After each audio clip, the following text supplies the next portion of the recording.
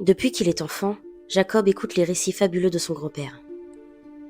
Ce dernier lui a souvent parlé de l'orphelinat de Miss Peregrine, peuplé d'enfants particuliers, doués de capacités surnaturelles. Un soir, Jacob, qui a maintenant 16 ans, trouve son grand-père mortellement blessé par une créature qui s'enfuit sous ses yeux. Bouleversé, il part en quête de vérité et découvre le pensionnat en ruine. Les enfants particuliers ont bel et bien existé. Mais sont-ils toujours en vie ?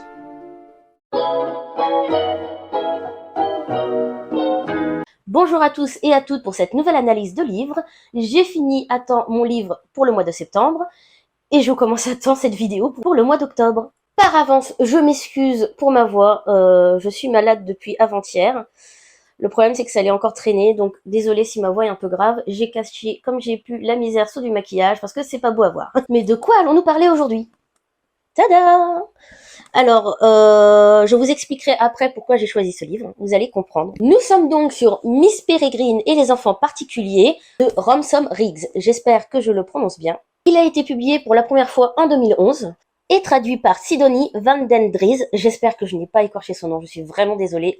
Moi et les prononciations, c'est pas tout à fait ça. Et c'est un livre fantastique. Je pense que globalement, la couverture, le titre, ça vous indique un petit peu. Comme vous pouvez le voir, ça vient de la collection Le Livre de Poche des éditions Hachette. Donc, c'est pas une petite édition, ça on le savait. Alors, la question c'est pourquoi avoir choisi ce livre ? Je vous en ai déjà parlé. Nous faisons un club de lecture avec des amis qui s'est agrandi. Bienvenue à 2 nouveaux membres. Et le thème du mois de septembre, c'était les films. Alors, comme je vous en ai sûrement déjà parlé, on tire au hasard des thèmes que chacune d'entre nous propose, pour voir ensuite dans quel ordre on les fait. Et on explique évidemment s'il y a un doute. Pour les films, c'était un livre adapté en film ou un film adapté en livre. Ça laisse beaucoup de choix. Mais pourquoi Miss Peregrine et les enfants particuliers ? Ça faisait un moment que je voulais voir le film parce que, merci TikTok, j'ai vu un nombre incroyable d'extraits à une période et je me disais faudrait que je le voie. Et quand le thème est venu, j'ai un petit peu hésité parce que en général, je préfère voir le film avant de lire le livre, parce que sinon je suis malgré moi déçue du film à chaque fois parce que je me dis il n'y a pas tel détail, même si c'est bête on peut pas mettre tous les détails, sinon ça ne s'appelle plus une adaptation. Mais dans ce cas je pense que j'ai bien fait de commencer par le livre parce que j'ai l'impression que le film a mélangé un petit peu du premier et un petit peu du deuxième. En tout cas des extraits que j'ai vus, j'ai l'impression qu'il y a 2 tomes dans le film. Je ne le garantis pas, attention, c'est mon impression. Il faut savoir aussi que j'ai énormément hésité entre ce livre donc et celui-ci, Le Château du Hurle, qui est le livre qui a servi à adapter mon film d'animation préféré, Le Château Ambulant. Mais tant pis, ce sera pour plus tard. Je vais y passer, c'est sûr. Je ne sais pas quand, mais je vais y passer. Alors, est-ce que je l'ai lu rapidement ou pas ? J'aime bien vous dire si j'ai lu rapidement ou pas, parce que je me considère aujourd'hui comme une petite lectrice, par rapport à avant où je pouvais m'en faire des dizaines de livres par mois. Et je me dis que ça donne une idée pour vous, pour savoir est-ce que je vais galérer ou pas. Après, évidemment, ça dépend des goûts de chacun. Mais si ça peut plus ou moins vous aider, tant mieux. Je vais vous lire un de mes passages préférés. Ça a été incroyablement dur de décider. Il y avait tellement de passages en fait, mais je ne voulais pas trop vous spoiler, donc j'ai fait un choix qui j'espère saura vous donner envie, tout en évitant de grignoter votre plaisir. Bien sûr que je me souviens de ces gamins. Une drôle d'équipe. On les croisait en ville de temps en temps. Les enfants et parfois aussi leurs gouvernantes. Ils venaient acheter du lait, des médicaments et je ne sais quoi d'autre. Ils se détournaient quand on leur disait bonjour. Ils restaient entre eux dans la grande maison, là-bas. Les gens se posaient beaucoup de questions sur leur compte, mais personne ne savait rien. Quel genre de questions ? Bah, des salades. Je vous l'ai dit, personne ne savait rien. En tout cas, ce n'étaient pas des orphelins ordinaires. Pas comme les gosses des maisons Barnardo qui sortent en ville pour les parades, s'arrêtent pour discuter et tout. Cela était différent. Il y en avait même qui parlaient l'anglais du roi. Ou n'importe quel anglais d'ailleurs. Peut-être parce que ce n'étaient pas des vrais orphelins, ai-je suggéré. C'était des réfugiés d'autres pays. Pologne, Autriche, Tchécoslovaquie. Oggy a haussé un sourcil. Ah bon ? C'est curieux, je n'avais jamais entendu dire ça. Il a paru vexé, à croire que je l'avais insulté en lui apprenant quelque chose qu'il ignorait sur son île.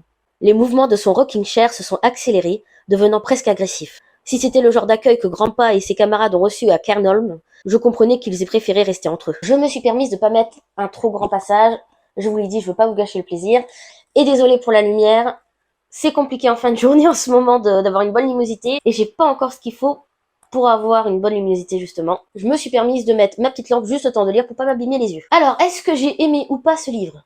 Je l'ai adoré. Pour être honnête, je suis un peu déçue de pas pouvoir lire tout de suite la suite parce que il pourrait plus ou moins marcher dans le thème d'Halloween, mais je suis pas sûre à 100%, donc voilà. Mais voilà, c'est un livre qui me donne envie de lire la suite, c'est un très bon point. Petit point négatif, c'est sur le nombre d'orphelins. Des fois j'ai l'impression qu'ils sont plus de 30, des fois j'ai l'impression qu'ils sont qu'une dizaine. C'est dur de retenir les noms aussi.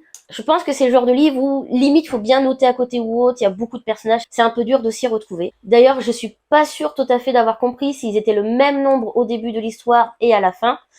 C'est un petit peu dommage. Au-delà de ça, l'histoire est incroyable. Alors, la très belle surprise que j'ai eue, ce sont des illustrations que l'on trouve régulièrement dans le livre. Certaines peuvent être un peu malaisantes. Et j'ai appris à la fin que l'auteur a rendu honneur à ses photographies et à ceux qui ont prêté ces photographies. Il faut savoir que ce sont des images qui ont été dénichées sur les marchés aux puces, sur les brocantes, un peu à droite à gauche, et qui appartiennent à des collectionneurs. Il est précisé que sur toutes ces images, seulement très peu sont truquées. La majorité sont des images authentiques d'époque. Bon, évidemment avec, entre guillemets, des trucages d'époque. Mais ce sont des vraies images anciennes, et ça, à mes yeux, ça rajoute un vrai plus pour s'immerger justement dans l'histoire. J'ai un peu hésité au fait que ça aurait pu rentrer dans le thème d'Halloween, parce qu'il y a des passages qui sont très saisissants, presque angoissants. Franchement, on se sent pris dedans et on imagine l'horreur des scènes. Mais après, comme je suis une grosse peureuse, est-ce que c'est moi? Est-ce que c'est le livre? Je ne suis pas sûre. Du coup, je préfère ne pas tricher. Et pour ce qui est du thème Halloween, justement, ce sera le thème du mois d'octobre.